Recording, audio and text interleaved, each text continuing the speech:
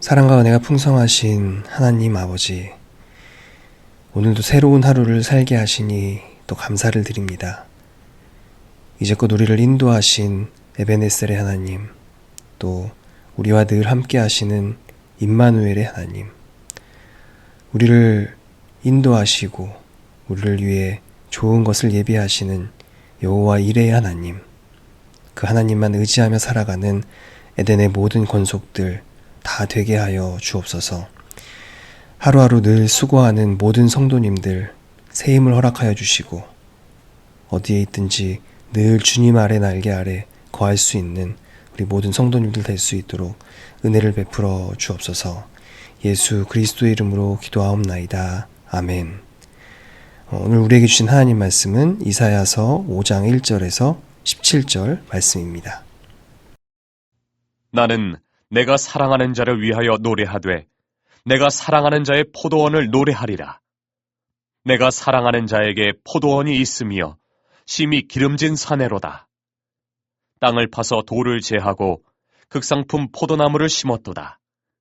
그 중에 망대를 세웠고 또 그 안에 술틀을 팠도다. 좋은 포도맺기를 발았더니 들포도를 맺었도다. 예루살렘 주민과 유다 사람들아 구하노니 이제 나와 내 포도원 사이에서 사리를 판단하라. 내가 내 포도원을 위하여 행한 것 외에 무엇을 더할 것이 있으랴. 내가 좋은 포도 맺기를 기다렸거늘 들포도를 맺음은 어찌 됨인고. 이제 내가 내 포도원에 어떻게 행할지를 너희에게 이르리라. 내가 그 울타리를 걷어 먹힘을 당하게 하며 그 담을 헐어 짓밟히게 할 것이요. 내가 그것을 황폐하게 하리니 다시는 가지를 자름이나 북을 돋우지 못하여 찔레와 가시가 날 것이며, 내가 또 구름에게 명하여 그 위에 비를 내리지 못하게 하리라 하셨으니, 무릇 만군의 여호와의 포도원은 이스라엘 족속이요 그가 기뻐하시는 나무는 유다 사람이라. 그들에게 정의를 바라셨더니 도리어 포악이요 그들에게 공의를 바라셨더니 도리어 부르짖음이었도다.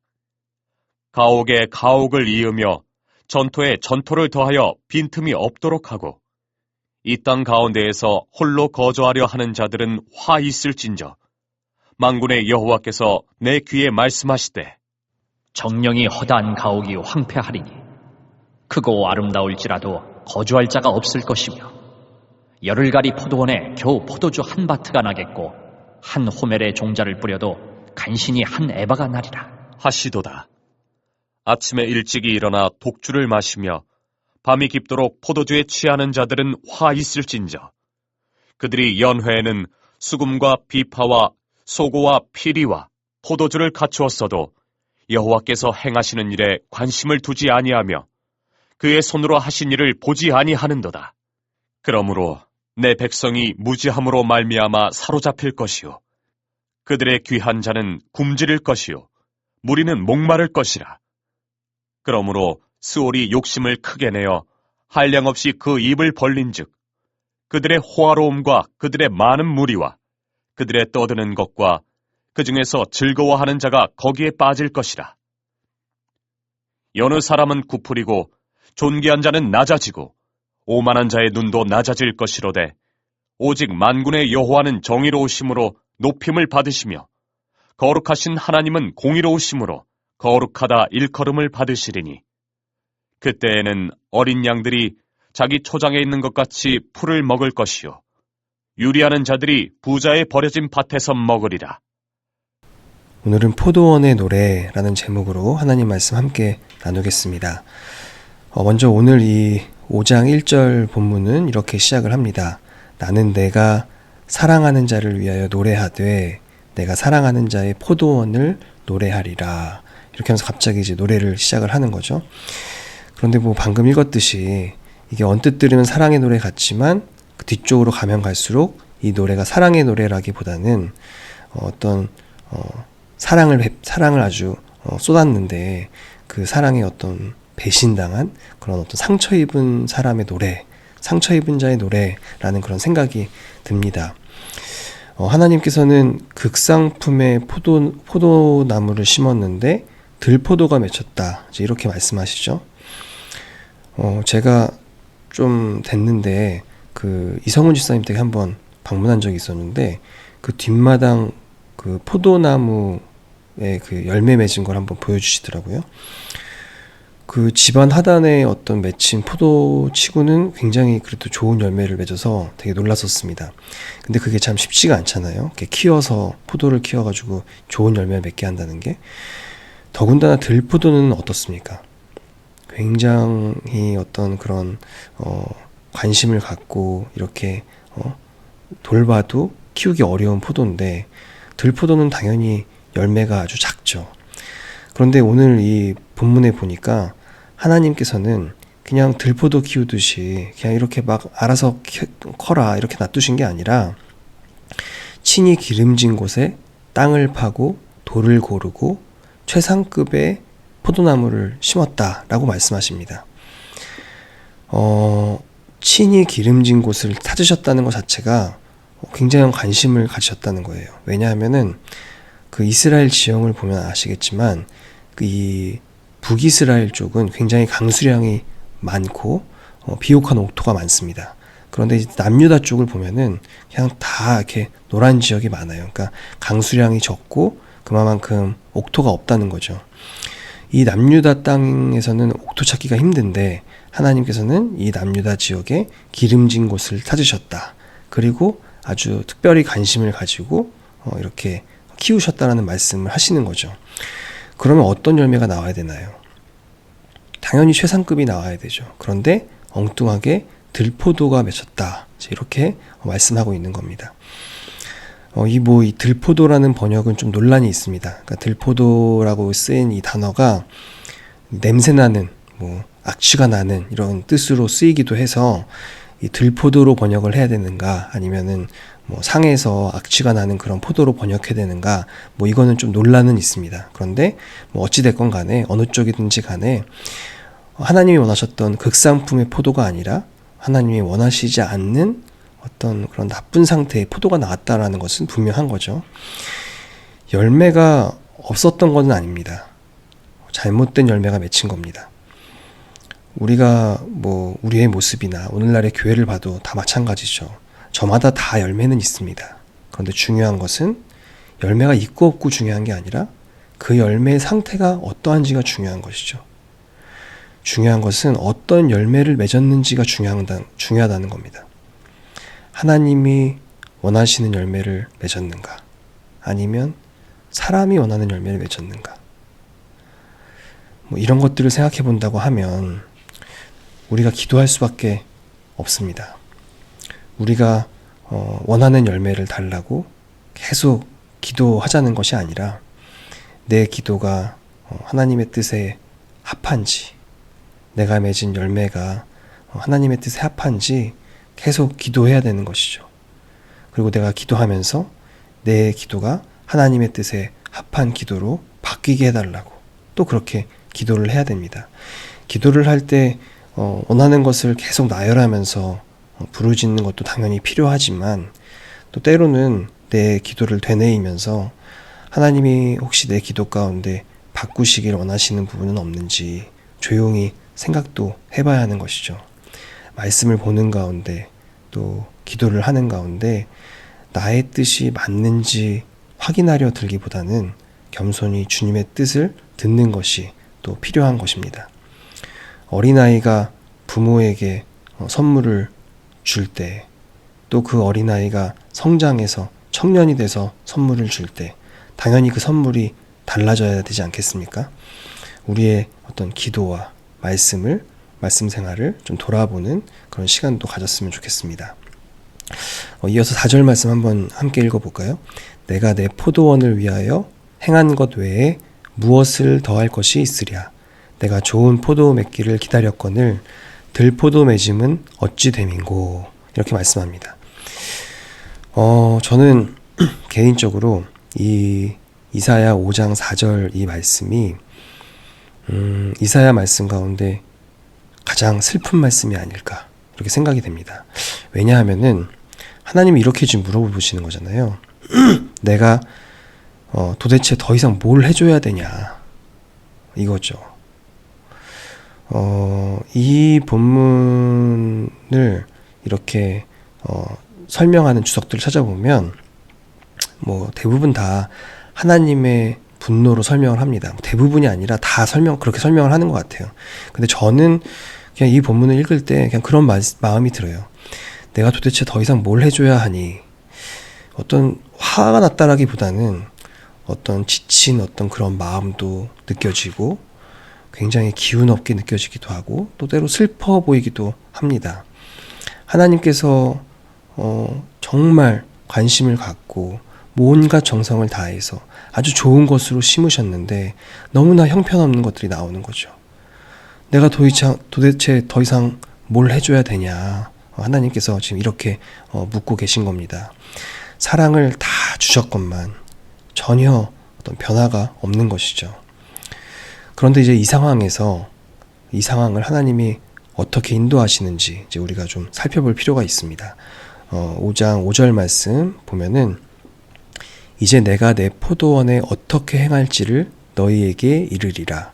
내가 그 울타리를 걷어 먹힘을 당하게 하며 그 담을 헐어 짓밟히게 할 것이요. 포도원에 실망을 해서 그러면 포도원을 없애실 것 같은데 포도원을 없애신다고 말씀하시는 게 아니라 울타리를 걷어버리십니다. 그래서 먹힘을 당하게 하고 또 누군가가 그거를 짓밟게 할 것이다. 이렇게 말씀하시는 거죠. 보호를 거두신다라는 의미죠. 그렇죠?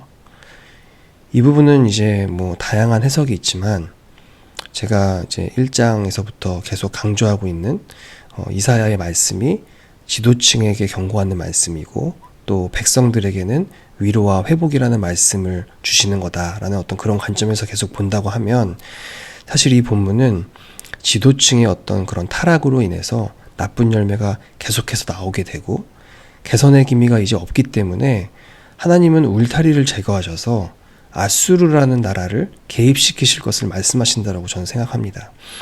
하나님의 심판은 잘못했다고 때리시는 심판이 아니라 보호를 거두시는 심판이라는 거죠. 그런데 이 보호를 거두심으로 인해서 지도층의 압제로부터 백성들이 해방되는 겁니다. 그리고 이제 다른 하나님의 도구를 사용하셔서 이 모든 것을 회복시키신다라는 거죠. 여러분 다 뭐 눈치채신 분도 있겠지만 제가 다음 세대를 위해 기도할 때 자주 그 기도하는 부분이 있습니다. 뭐냐면은 악으로부터 보호하여 주시고 악인으로부터 우리 아이들을 보호하여 달라. 이제 이런 기도 제가 가끔 하는데요. 잘 되는 것도 중요하지만 보호받는 것이 또 더 중요할 때도 있습니다. 하나님은 우리를 보호하시는 분인데 이스라엘 지도자들의 악행이 결국에는 이 보호하시는 하나님의 이 울타리마저 걷어내야 할 정도로 아주 심해진 거라는 거죠. 이 보호하는 울타리가 도리어 이들을 마음 놓고 때리고 마음 놓고 그냥 마음대로 행할 수 있는 그런 어떤 성이 돼버린 거죠. 자녀를 폭력으로 대하면 양육권을 박탈해버리고 그 양육권을 다른 사람에게 주듯이 이제 남유다의 어떤 이 지도자들은 하나님이 이 백성들을 돌보라고 하셨던 그 사명을 완전히 빼앗겨 버린 겁니다. 마지막으로 이제 5장 7절 말씀 보겠습니다. 무릇 만군의 여호와의 포도원은 이스라엘의 족속이요 그가 기뻐하시는 나무는 유다 사람이라. 그들에게 정의를 바라셨더니 도리어 포악이요 그들에게 공의를 바라셨더니 도리어 부르짖음이었도다. 정의를 바라셨는데 포악함이 나왔다. 이게 이제 히브리어로는 정의가 미슈파트거든요. 그리고 포악함이라는 단어는 미스파흐입니다. 그러니까 미슈파트를 기대했는데 미스파흐가 나왔다. 약간 비슷한 단어를 사용해가지고 이렇게 언어 유희를 한 거예요. 이사야가요. 공의를 기대했는데 또 부르짖음이 나왔다. 이렇게 말하는데 이 공의도 테다카라고 하고 부르짖음은 체아카라고 하거든요. 그러니까 발음이 되게 비슷해요. 그러니까 테아카를 기대했는데 체아카가 나왔다. 이렇게 언어 유희를 하는 겁니다. 그래서 이제 이 부분을 보면은 우리가 알 수 있는 게 이사야가 어떤 그 왕의 업무를 맡으면서 서기관으로 기록하는 사람으로서 굉장히 그런 말에 뛰어난 능력을 가졌다. 글 쓰는 거에 뛰어난 능력을 가졌다라는 우리가 이제 이런 부분에서 엿볼 수 있는 거죠. 소리는 비슷한 단어인데 내용은 정반대가 나오는 겁니다. 정의를 바랬는데 포악함이 나왔다. 공의를 기대했는데 도리어 그 공의가 없어서 억울해서 그런 부르짖음이 나왔다라는 어떤 그런 내용인 겁니다. 겉으로 보이는 어떤 열매는 똑같은 포도였지만 실체는 전혀 다른 포도가 나온 것처럼 이 소리가 비슷한 단어들이지만 내용은 완전히 정반대인 거죠. 남유다는 겉으로는 굉장히 화려했지만 엉뚱한 열매를 맺었습니다. 그 어떤 상황이 이제 이런 이사야 5장 7절 말씀을 통해서 이렇게 표현되는 것이죠. 이제 이 8절 말씀 이후에는 이 남유다의 지도자들이 백성들이 굉장히 어려움에 빠진 그런 상황에서 어떻게 자신들의 배만 또 그 가운데서도 배불리는지 그런 악한 행위들을 책망하시는 내용이 나옵니다. 오늘 본문을 통해서 우리가 서 있는 자리에서 어떠한 열매를 맺는지 한번 좀 돌아봤으면 좋겠습니다. 우리 삶에 혹시라도 부족한 열매가 있다면 하나님께서 그 열매를 귀하고 복된 열매로 바꾸어 주실 수 있는 분임을 믿고 주님의 은혜를 구하면서 그렇게 나갔으면 좋겠습니다. 하나님은 우리가 하나님이 원하시는 선한 열매를 많이 맺는 그런 성도의 삶을 살기를 원하십니다. 우리가 부족해서 혹시라도 그릇된 열매를 맺고 있었다면 하나님께서 그 열매를 극상품의 어떤 포도 같은 그런 귀한 열매로 바꿔 주옵소서 기도하고 소망하는 삶 사시는 우리 모든 성도님들 되시기를 주님의 이름으로 축원합니다. 기도하겠습니다. 사랑과 은혜가 풍성하신 하나님 아버지, 우리 삶에 부족한 열매가 있다면 하나님께서는 그 열매를 귀하고 복된 열매로 바꾸어 주실 수 있는 분임을 믿습니다.